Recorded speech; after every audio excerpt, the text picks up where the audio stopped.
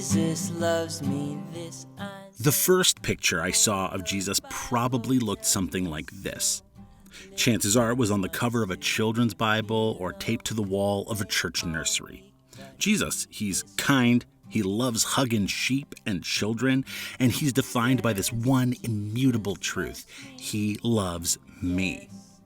And I knew it because, well, for the reason the song says, the Bible tells me so. And as I matured, so did my portrait of Jesus. It grew to include his divinity and his death and resurrection, but growing up also made me realize that apparently the Bible and Christianity don't have the only take on Jesus. The Quran claims Jesus was just a prophet. Judaism says that he was a teacher. Mormons, Jehovah's Witnesses, Hindus, it seems like everyone has an opinion on who Jesus was dependent on their holy book, worldview, and personal experiences. It began to feel like each version of Jesus was just one in a gallery of Jesus portraits in which he always has a different message, mission, and identity. Who was the real Jesus? And can we know who he really was, or has he been lost among 100 counterfeits? This is the journey I went on to piece together the past.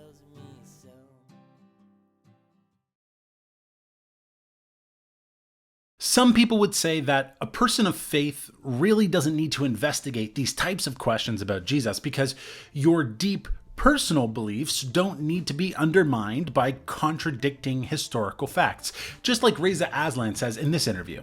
But the historian is not interested in what is possible. The historian is interested in what is likely. The person of faith is interested in what is possible, which is why I don't think that there necessarily has to be a conflict between the two. The historian says Jesus is illiterate.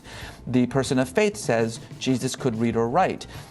Those are two different modes of knowing. They don't need to be in conflict with each other. And the question is, I guess, does it matter? Yes, it matters to me.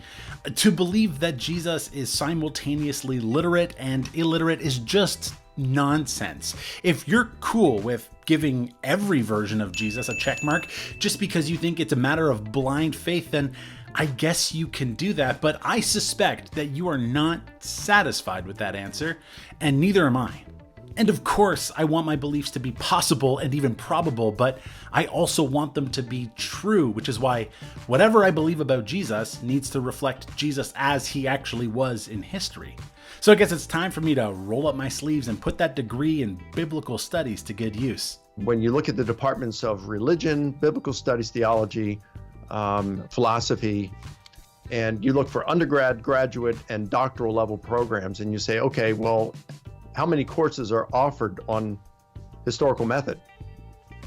And you take all those, and there's only one, and it's a doctoral level seminar at Princeton. Wait, what?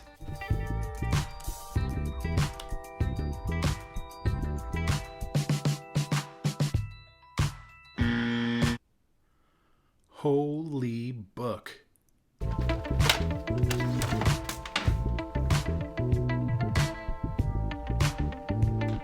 Just kidding. Dr. Mike Licona is just pointing out something I already knew, which is that lots of people ask what happened in history.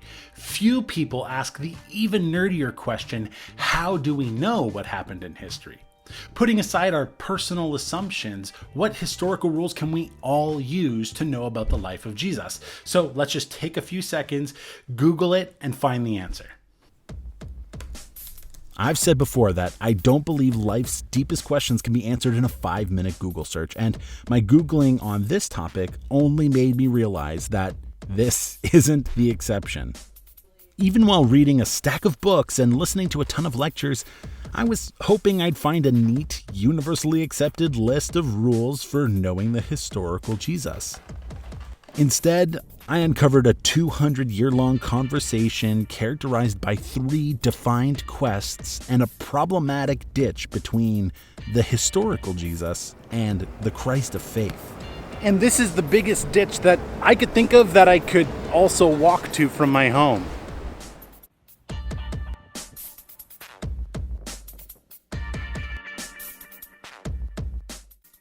To the Enlightenment thinkers of the 18th century like Gotthold Ephraim Lessing, The possibility of miracles was completely off the table, and so the portrait of the historical Jesus must have been added to by the early church, since even our earliest sources for the life of Jesus are just littered with miraculous stories. The proposed gap between these two portraits eventually became known as Lessing's Ditch, and his hope was that we could remove these additions and cross the ditch to discover Jesus' true portrait. Some tried, and some said that it couldn't be done. In 1906, Albert Schweitzer unofficially ended the first quest, arguing that the portraits of Jesus being produced in this time were simply too far removed from Jesus' original Jewish context to be accurate. On October 20th, 1953, Professor Ernst Kazman delivered a lecture attributed with kicking off the second quest for Jesus. To prevent Jesus scholarship from being pushed by any agenda, Kazman called for rules to be established in historical Jesus research. And several rules did emerge from this period, including multiple attestation, dissimilarity, embarrassment, coherence, and others. Admittedly, the rules themselves are still being refined and added to, but a criteria for authenticity regarding the life of Jesus had been established. Alongside this criteria, it was the archaeological discoveries of the mid-20th century that eventually bloomed into our current situation, the third quest for Jesus. There are many archaeological finds which brought the first century into focus, but maybe most importantly, the Dead Sea Scrolls and the Nag Hammadi texts being studied and translated allowed our understanding of first century Judaism to expand like never before. And about 100 years after Schweitzer's original critique, his vision was realized. Jesus could now be better understood within his Jewish first century context. And instead of starting with the New Testament and removing what we believed wasn't accurate, we could begin with Jesus' historical context and see if the New Testament lined up accordingly.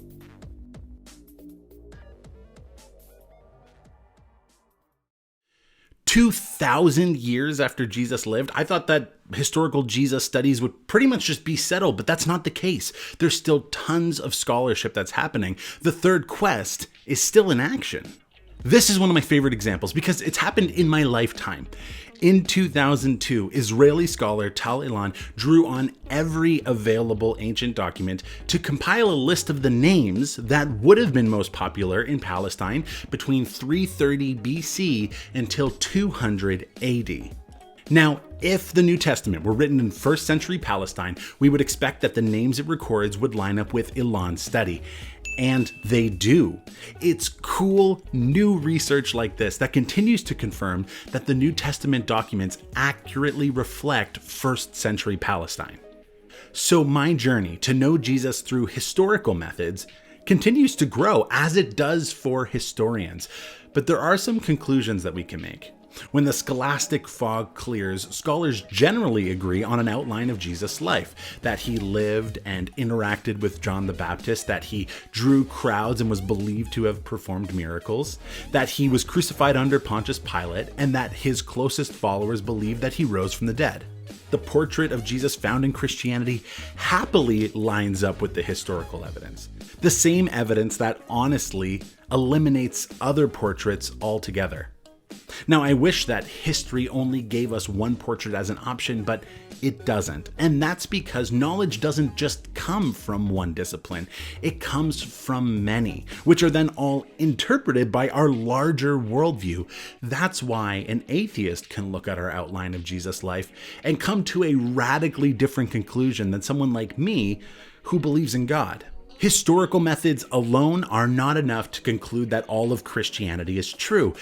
But at the same time, it wouldn't make sense to believe that Christianity is true if history were against it. History is just one stop on the journey to understanding Jesus.